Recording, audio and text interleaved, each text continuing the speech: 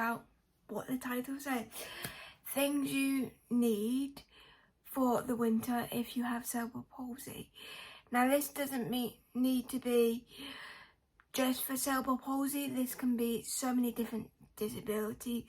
This could just be if you do not like being cold, like for example autism. One of your senses might be you don't like the feeling of being cold, or in my case you might have a disability that is not cerebral palsy but also makes your muscles tighten, or makes your chest, back tighten, because that can happen with surgeries as well, and different, sorry I can't say that word, and different disabilities as well.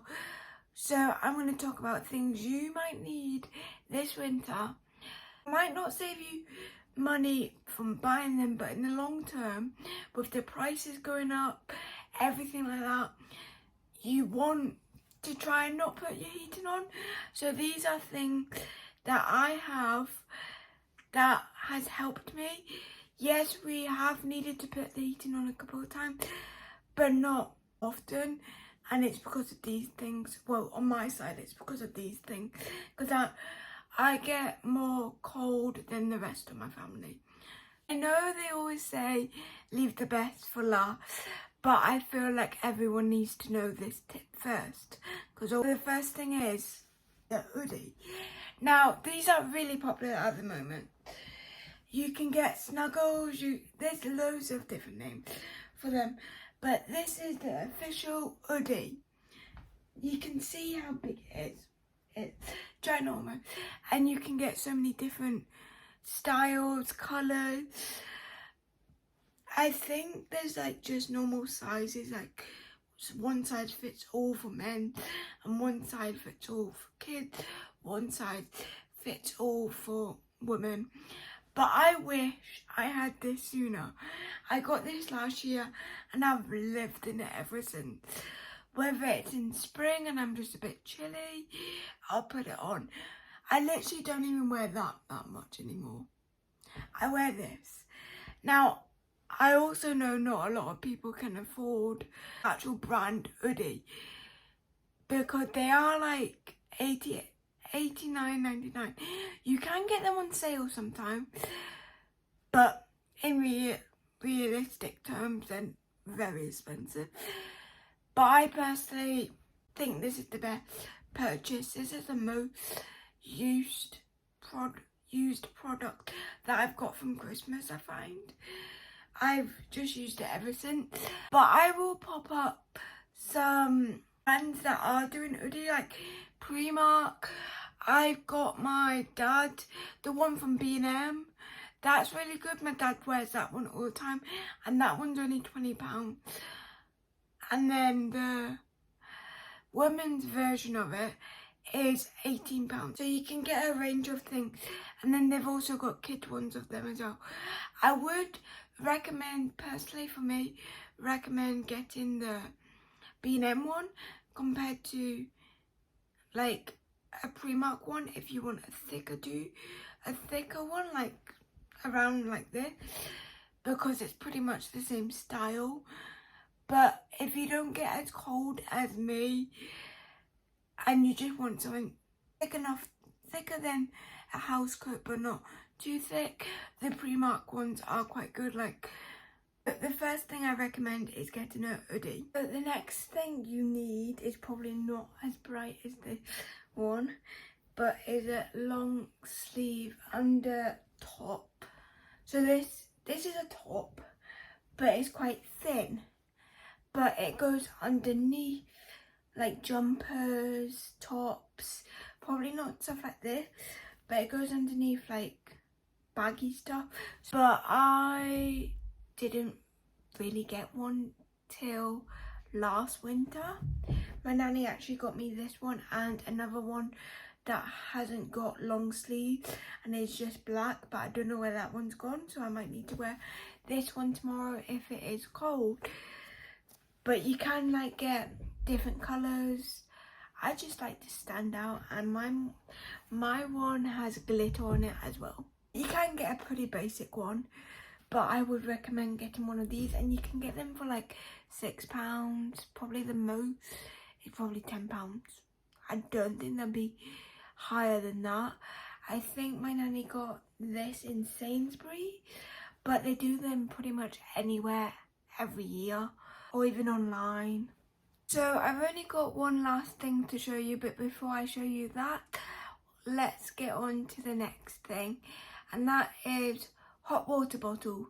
You all know what they are, but if you cannot afford, or you haven't got an undersheet, like warm blanket, I'll put a picture up when I'm trying to describe these things, because I know I'm terrible at describing something to some people, but it's like an undersheet, but you put it before the undersheet, and then before you go to bed, an hour or half an hour, you can put it onto a certain temperature.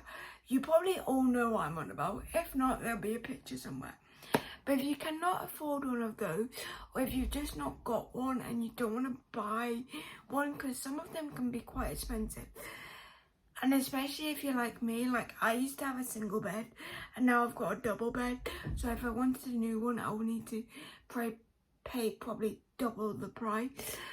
So instead of doing that, me and my mum, most nights in the winter, just get a normal size hot water bottle, and fill it up with hot water, and then again with the undersheet, just put it in your bed, the side that you're sleeping on, for half an hour, 20 minutes. I normally actually just put it on when I go upstairs. I put it underneath my duvet, put my duvet on over it, and get ready for bed. That's literally, and in that time, the hot water bottle has heated the bit where I'm gonna lie and go to sleep. Not too warm, but not too cold. And then I move it to the side, and it just keeps me warm throughout the night. Effects on, I mean this in the nicest way possible, and I need to listen to this advice as well, because we're all bad at it. Coming into the winter, you're getting cozy, you want more hot food, you want more junk food. Now, I'm not saying lose weight. The next thing I should do as well, and you should do as well if you're watching this video, is move about. Now, I'm not saying we're lazy. I'm not saying disabled people are lazy. I know how hard it can be. But even cleaning your room for an hour or so, like just move about, pick up things, have a little dance. Or if you have a dog, walk your dog if you can. Now, I know this is not possible for everyone with cerebral palsy and with all the disability, but even like moving your arm or the ligaments that you can move, because even if you move one ligament, like the one that you can or the two that you can, it's you moving your circulation, you moving your blood flow, and that warms you up. If you feel up to it, work out, that will warm you up even more to the point you're probably sweating. I understand if you don't want to, because in the winter we all want to, as human beings, just slow down and take the last month or a couple of days off and take it easy. But if you do have the motivation, working out, walking your dogs will move that circulation and will help you warm up without putting on the heating. And the last and final one is when you are that cold that you are in pain. Now, if you know what I mean, I'm so sorry, but especially when you have cerebral palsy, when you get too cold, your body tightens up anyway. I do not know why. I'm not a science person or a doctor. I don't know the science behind it, but for some reason, cerebral palsy bodies just tighten up. I think it's like, I know with my right side, I weight gain. So my right side is sore because I use too much muscle than my left. But I don't understand why your muscles tighten when you have cerebral palsy. I do not know. If you know like the science behind that, let me know. I should actually search it up because that's why I do these videos, is to educate people. But when you get to that point that you're like, oh my god, not even a paracetamol is helping. My muscle pain is normally away within a couple of hours. But if you're not like me and you can take paracetamol and it still won't be okay, I recommend one of these. Now, I will say again, if you have cerebral palsy, this might be a bit difficult. So if you cannot do this, like rolling out your legs, rolling out where it hurts, because you don't have the strength, honestly, the strength to do it, it's not as easy as it seems. You can also get one of these. Now, you can get these from Mankind, probably Asda, anywhere you can search it, probably Argo, and it's literally just a massage machine, and you just massage it, and you can normally get different levels. Now, because of our body, using a massager to massage your muscles, it might not fully go away.